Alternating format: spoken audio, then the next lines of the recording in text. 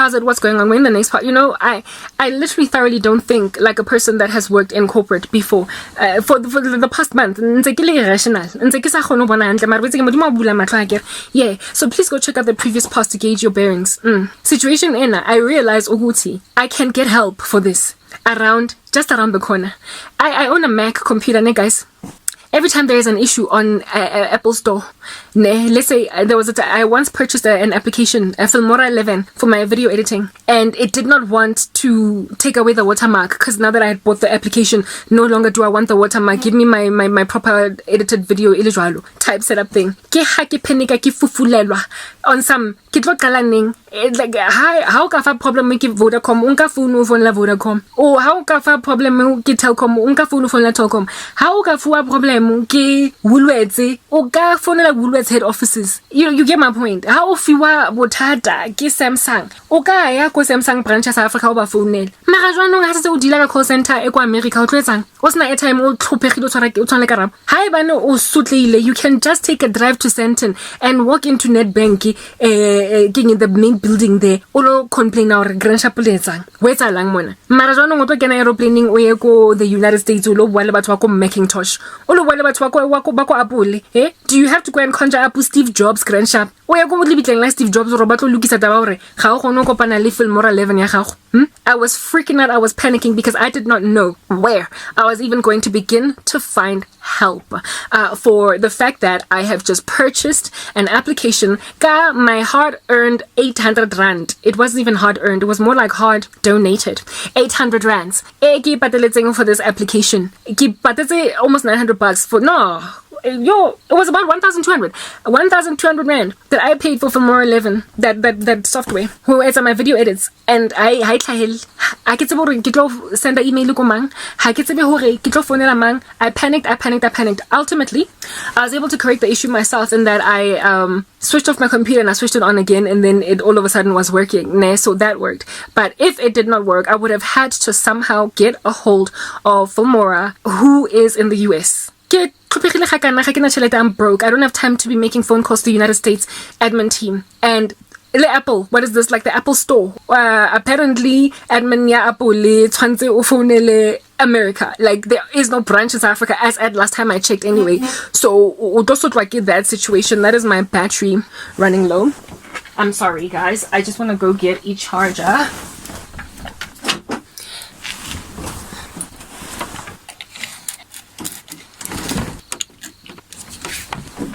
Whoa.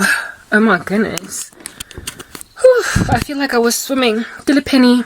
No, Penny Sparrow's the racist one. Who's that other one? Olena swimmer. Penny something. Man. Hey, whatever. Anyway. So, I was panicking. I was freaking out, right? That I could not access Apple's services. To ask them, your what is this? Your Apple Store, like, robbed me. It robbed me. I want my money. You are robbers. I couldn't call them robbers. You know what I mean? It thankfully fixed itself, but that's been the same mindset with YouTube. Unless there's this one woman in the United States, Mercy Gongno. There was a time when her account got hacked and there was nothing that she could do. And she had to start a new channel, and only once she had monetized on that channel and got on the YouTube partner program, only then was she able to get her situation corrected. And after listening to Mercy's testimony, I was like, I'm not going to ever get anybody dealing with the situation on my behalf until I am monetized on YouTube. And so they have put me on a partner program. No one is going to respond to my emails. Not at this point. Do you understand?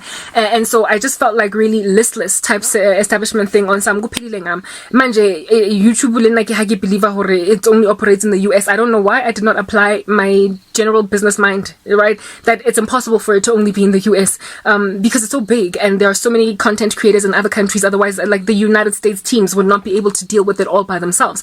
I should have thought that way, but God he does everything in his timing. So I eventually did the math. Like literally, I wore my business hat again. I guess I've been out of corporate for so long that now I just think like a lay citizen. Anyway, I put my business hat on again and I realized that there must be some kind of a South African avenue for reprieve, some environment, some channel, or right to recourse, really. If at all you have some qualms, like grievances, gripes, that you have got to lay table before them all, there gotta be some place in Jalo, here in Zanzi, you know?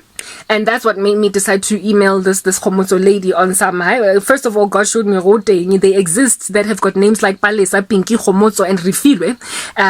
And so for me, it was like, okay, so there is a team in South Africa, but I didn't think that anything would ever give, or even, I didn't even imagine that it would make sense for me to write at all, Mara, after getting enough emails from this Khomotso chick on just my one channel, I realized that it is a mistake that she's emailing me because I'm not yet monetized, and that it is grace, not so much mistake, because nothing happens by mistake or coincidence in the kingdom of heaven.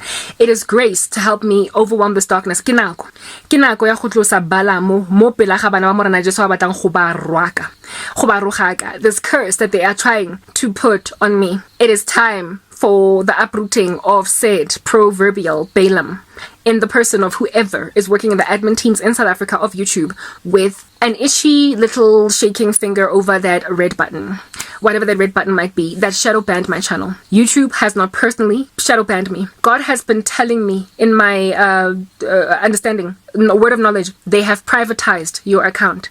They have privatized your content. One of my channels is going nowhere so much that literally I get ones and zeros worth of views.